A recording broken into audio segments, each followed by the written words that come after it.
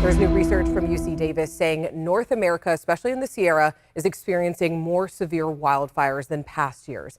And that's not much of a surprise, but it is definitely important to acknowledge fire has always been a part of our forest ecosystems. Less intense fires are actually beneficial to our forests, but severe fires disrupt the forest ecosystem and resiliency of the forest itself.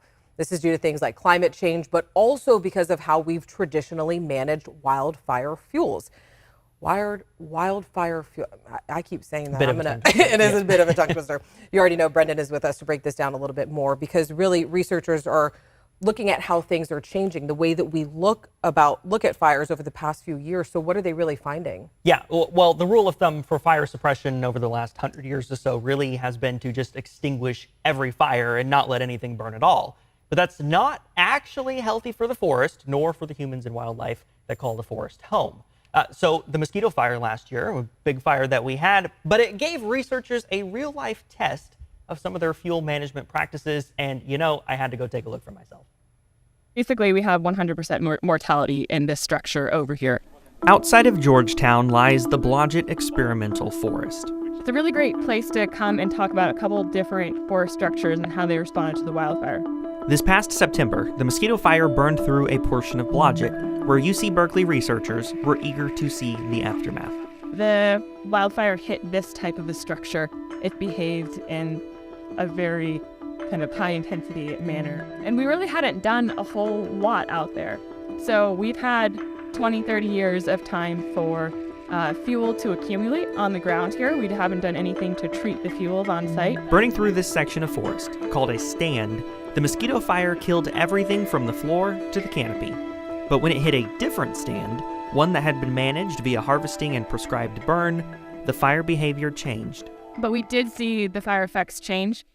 It still killed some of these trees along the edge, but it did then drop to the ground, and it became, we're assuming, more of a surface fire, and we didn't have the same levels of mortality. And then ultimately, this is where they were able to put containment line in, is to this area that we had treated with prescribed fire. We talk a lot about fuel dryness, but that is only one aspect of fire danger and fire behavior.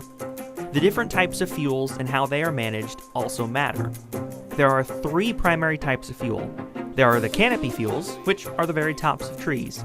Ladder fuels, such as small to moderate-sized trees and lower branches of larger trees.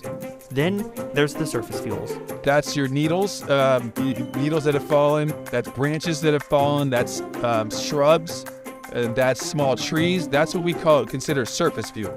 So much goes into fire behavior, including winds, fuels, and topography. So can we say the change in fire behavior was exclusively due to better fuel management? So we can't really say with certainty, but we have to put these pieces together after the fact, looking at both the effects of the fire, knowing the history of the stand and the fuel conditions.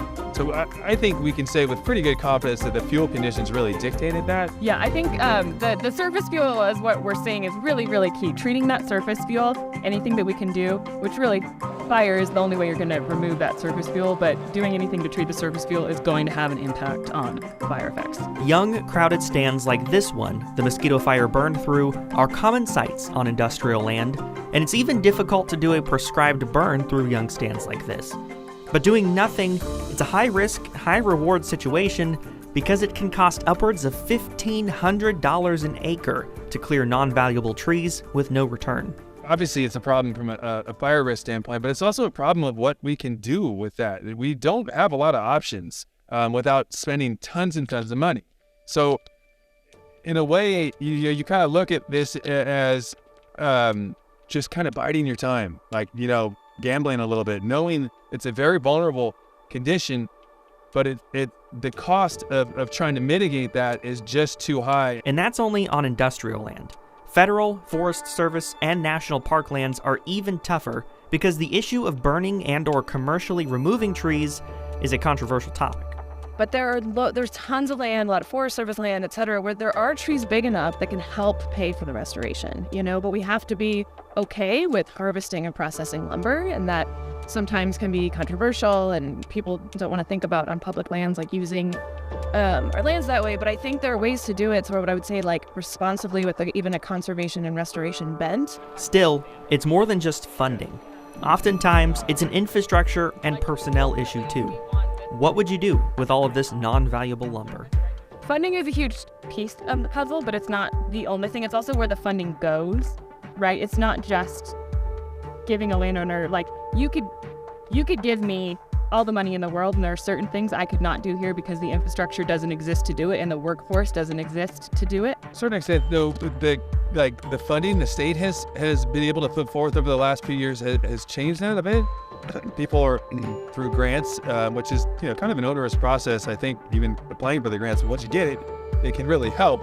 And the question is, at what scale? I mean, can we as taxpayers fund that over the many millions of acres that need it? So the big takeaway here is that these prescribed burns, they can not only help control large wildfires, but they can actually be beneficial. Yeah, and they are beneficial. And I think you saw that in the images there. The completely burned out stand was totally burned from floor to the canopy. And that was because it was so dense. But when you looked at one stand that we saw there as well, where there was a little bit of clearing in there, where they did the prescribed burns, removed some of the low-lying plants, that did not burn as intensely and is actually beneficial for new forest growth. And that's something that was really talked about, is the density of some of these trees on those stands as well. Yeah, the forests are largely not in a super healthy state right now because of how dense they are. So the U.S. Forest Service says a healthy forest is usually about 20 to 40, sometimes 40 to 60 trees per acre. A lot of the Sierra is looking at 200 trees or more per acre. And that is why we really see these fires just rip through certain sections of the forest, because it's basically lighting a matchbox. All the matches are right there. You light one of them and they all go up. And those are very high intensity, severe burns that really do not heal the forest on the back half of that.